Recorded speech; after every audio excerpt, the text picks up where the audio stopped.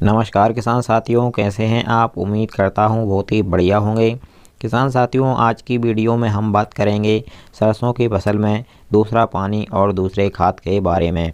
किसान साथियों, यकीन मानिए, अगर दूसरा पानी आप सरसों की फसल में सही समय पर लगा देते हैं और उसके साथ में सही खाद का प्रयोग करते हैं तो आपके सरसों की फसल के एक पौधे से बहुत ही ज़्यादा से ज़्यादा शाखाएँ निकलेंगी। और जितना हमारे सरसों की फसल में पौधों में फुटाव बढ़ेगा उतना ही हमारा उत्पादन भी बढ़ेगा।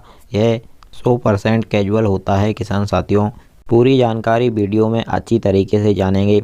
उससे पहले हमारा आपसे एक छोटा सा निवेदन है, जो भी किसान साथी हमारे चैनल पर नए हों या फिर जिन्होंने अभी तक हमारे चैनल को सब्सक्राइब नहीं किया हुआ हो, वह सभी चैनल को सब्सक्राइब कर लें, वीडियो को लाइक कर दें और ज़्यादा से ज़्यादा हमारे सभी किसान दोस्तों के साथ किसान हित में इस वीडियो को शेयर भी करें। किसान साथियों, ज़्यादातर हमारे किसान भाई सरसों की फसल में पहला पानी 25 से 30 दिन पर लगाते हैं और उसके बाद में दूसरा पानी हमें सरसों की फसल में दो तरीक़ों से लगाना चाहिए। या तो आप सरसों की फसल में जब थोड़ा थोड़ी फूल की डोरी चलनी स्टार्ट हो गई हो तब आप दूसरा पानी सरसों की फसल में लगा दीजिए, या फिर जब आपकी सरसों की फसल में फलियां बनना स्टार्ट हो गया हो तब आपको दूसरा पानी सरसों की फसल में लगाना सही रहता है। किसान साथियों, अगर आप सरसों की फसल में दूसरा पानी थोड़ी थोड़ी फूल की डोरी जब सरसों की फसल में निकलना स्टार्ट हुई हो तब लगा रहे हैं तो उस समय पर आप सरसों की फसल में खाद में आप दूसरी बार यूरिया का प्रयोग कर सकते हैं। आपको अच्छे रिजल्ट देखने को मिलेंगे। और यूरिया के साथ साथ अगर आपने सरसों की फसल में पहले पानी के समय या बुवाई के समय सल्फर का प्रयोग नहीं किया है तो दूसरी सिंचाई पर भी आप यूरिया के साथ में सल्फर का प्रयोग भी कर सकते हैं। इससे आपको सरसों की फसल में और भी अच्छा फुटाव देखने को मिलेगा।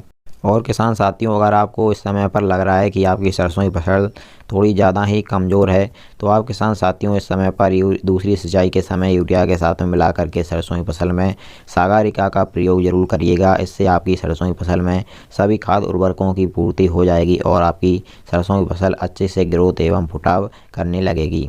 और किसान साथियों, अगर आप सरसों की फसल में दूसरा पानी हमारी दूसरी तरीके से दूसरी कंडीशन में लगा रहे हैं, यानी कि फलियां बनते समय दूसरा पानी सरसों की फसल में लगा रहे हैं, तो उस समय पर आपको केवल और केवल खाली सरसों की फसल में पानी ही देना होता है। उस समय पर आपको भूलकर भी किसी भी खाद उर्वरक का प्रयोग सरसों की फसल में नहीं करना है, चाहे वह यूरिया हो, सल्फर हो, सागरिका हो, किसी भी प्रकार के खाद उर्वरक का प्रयोग आपको फलियाँ बनते समय सरसों की फसल में नहीं करना है।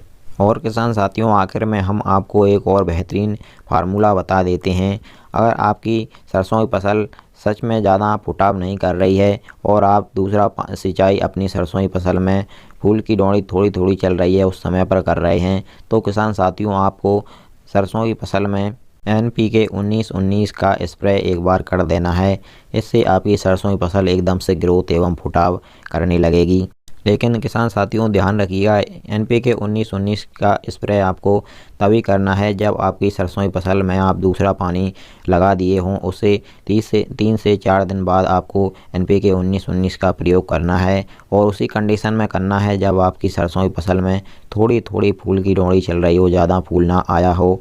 उस समय पर ही आपको, उस कंडीशन में ही आपको NPK 19-19 का प्रयोग अपनी सरसों की फसल में स्प्रे द्वारा करना होता है। इसकी मात्रा की बात करें तो आपको 1 kg मतलब 1 किलोग्राम NPK 19-19-19 लेना है और इसको आपको 1 एकड़ खेत में 200 लीटर पानी के साथ में स्प्रे कर देना है।